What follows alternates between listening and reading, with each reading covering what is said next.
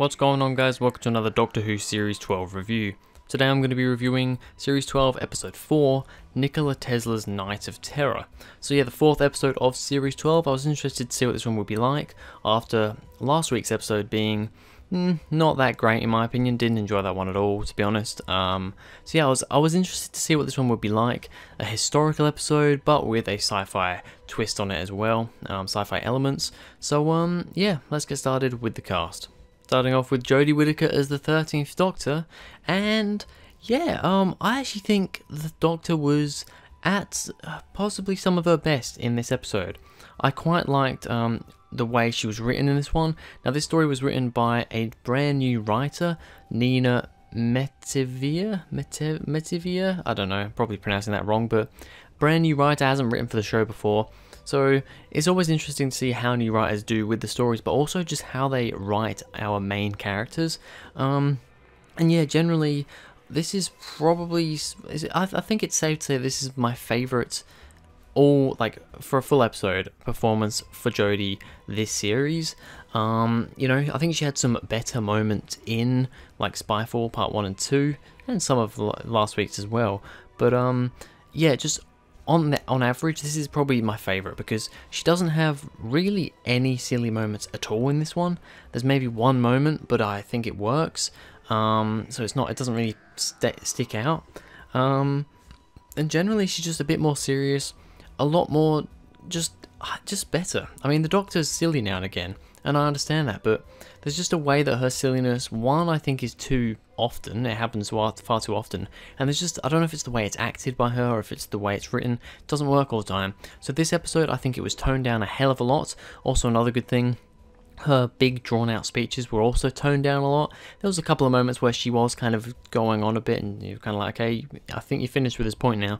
But it wasn't massively draggy-on-y like, for instance, last week's. And a lot of Jodie's stuff altogether. So generally, yeah, this is personally one of my favourite episodes for the 13th Doctor. Bradley Walsh as Graham O'Brien. He was good. He was good. Always Graham, sorry, O'Brien's his last name. Graham is always just one of my favourite companions, just because even if he doesn't have a lot to do, he just kind of has a presence about him with the things he says, just the comedic value of him, just his acting as well.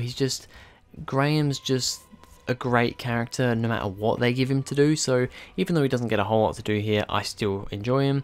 Tosin Cole as Ryan Sinclair. Yeah, he's okay. He's okay. I mean, he doesn't get a lot to do in this story. To be honest, all three companions don't really. But yeah, Ryan especially, I think. Ryan really gets pushed to the back in this one, probably more than the other two. Just doesn't really do anything. I can't even really remember any lines that he says in this episode. So yeah, not really a whole lot I can say about him. And then Mandip Gill as Yasmin Khan. Similar story again. I don't quite agree with people when they say, a lot of people have been saying, oh, Yaz is literally the companion that's been left all the way at the back again. I don't agree with that in this story because I think, to be honest, if anything, she's probably at the forefront more than the other two, more than Ryan and Graham, because she goes and does some stuff with Nikola Tesla. She gets, transported up to that ship and everything, the Skithera's ship. So yeah, I honestly, out of all the companions this week in this episode, I think Yaz actually probably had the most to do, but I still feel that Graham was still the most interesting to watch, but I do think she comes above Ryan for this episode.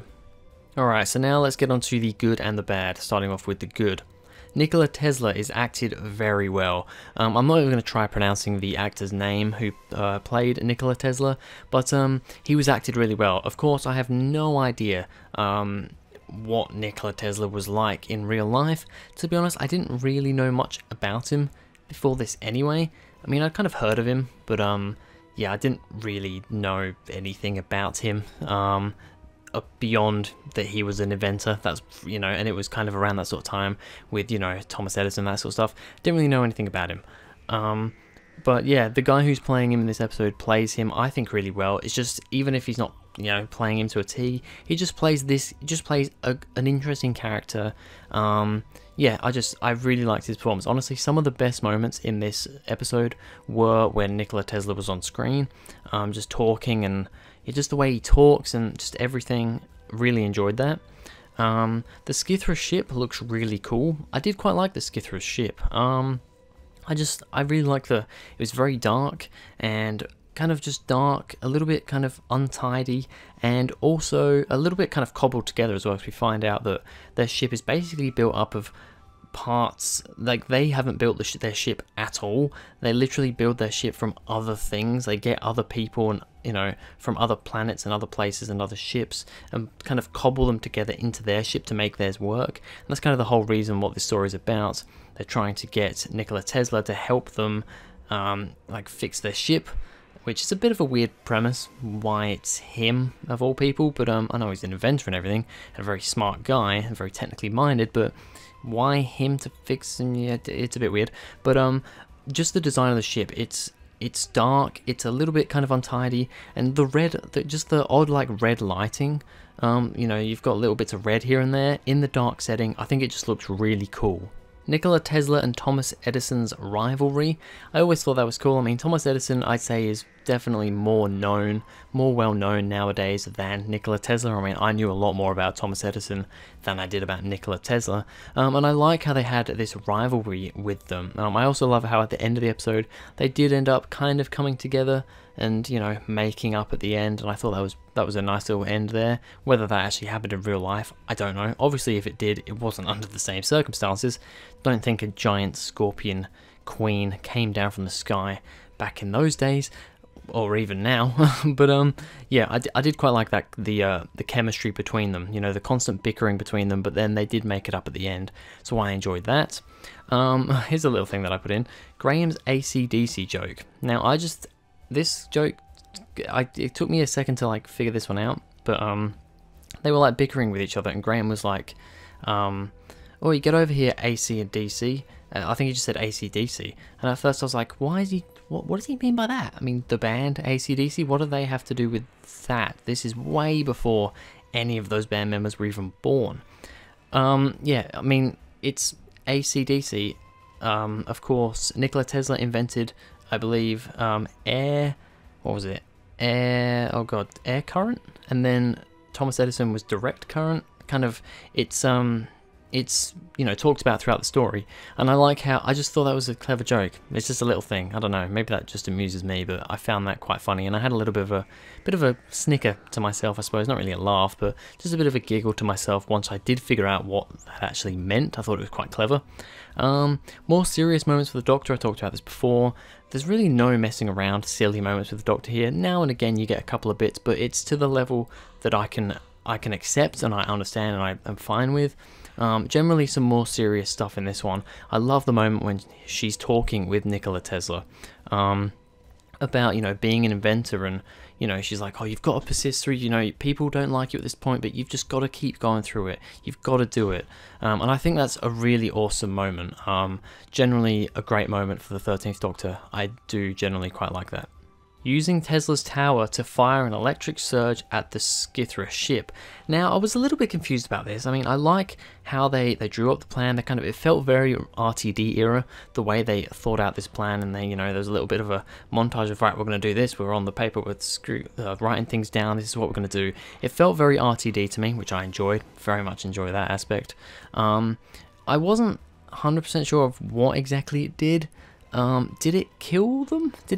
Or did it just, the way it looked like they fired at the ship, kind of, you know, just, you know, worried them a bit, and they shot their way out of there, like, no, we're gonna die if we stay here, we're gonna get out of here. I don't think they actually killed them, right?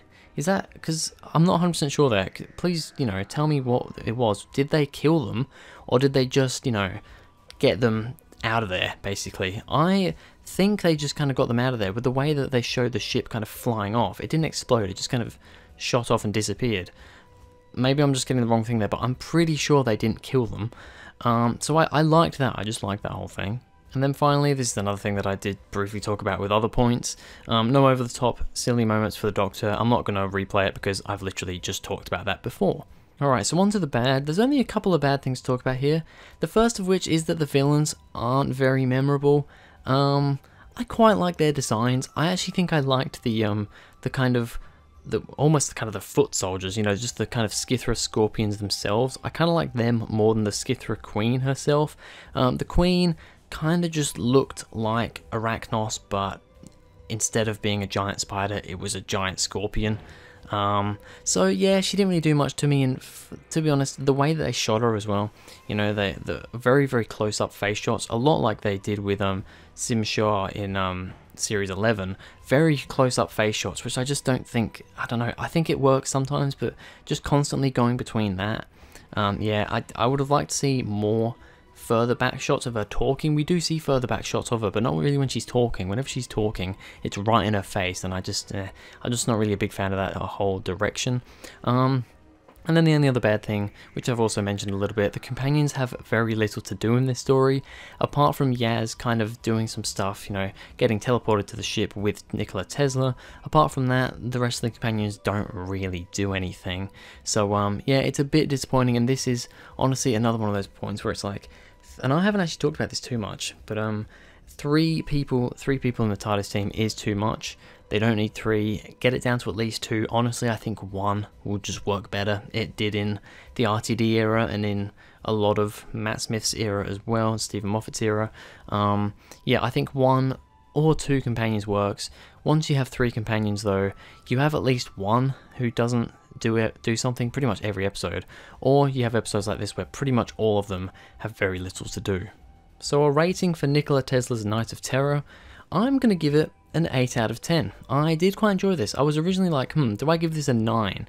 But after thinking of, you know, the villains not being that memorable and the companions not having a lot to do, I thought, nah, I think a 9 is definitely too high.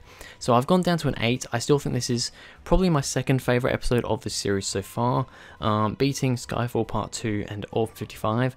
I don't think on the whole it's quite as good as Skyfall Part 1, but yeah, I'd say it's definitely in my top 5 of Jodie's stories so far. So yeah, an 8 out of 10 for Nikola Tesla's Night of Terror. But anyway, that's going to be it for this video, guys. Thank you very much for watching. If you enjoyed, please go ahead, like and subscribe. Go in the description, follow me on Twitter, that'd be awesome. And I'll see you guys in the next video.